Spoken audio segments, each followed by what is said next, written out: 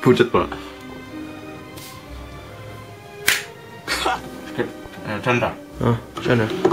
Ska jag ladda sen? Jag säger kör nu. Alltså tända och sen ladda? Nej, kör nu bara. Vadå tända? Ja, sen ska du ta fram pistolen.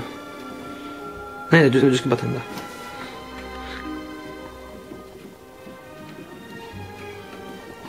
Fel håll.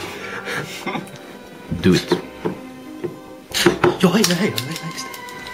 Ja, just det. Jag klagade lite på pizzan här, va. Och jag kunde säga att det smakar så jäkla gott, va. Den smakar inte så jättebra. Om vi tittar lite fint på sådär. Men alltså, jag har ju provat bättre pizza.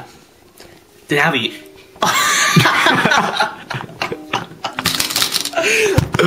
Oh my god. Ja, så ringer det mitt i maten, va?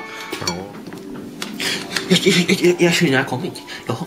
Jag hade ju ett klagomål på den här pizzan. Den var inte så jäkla god. Alltså, jag har ju provat bättre pizza, men det smakar ju snusk.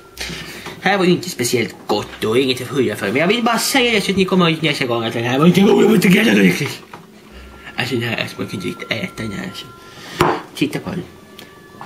Alltså jag vill inte vara taskig nu, men den smakar verkligen äckligt. Alltså, det är ju grisföda. Jag är ingen gris. Och en annan rummet.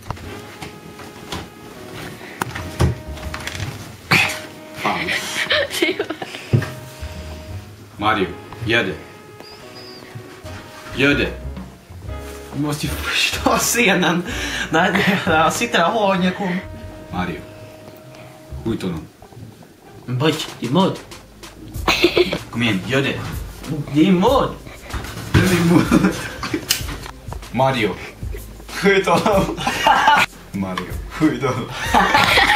Mario. Skjut honom. Gör det, kom igen. Det är mod. Mario. Kom. Mario. Varför du garvar? Men jag vet inte om jag vill. Okej, jag vill. Nej, vänta, jag vill ha pizza. Nej, det går inte.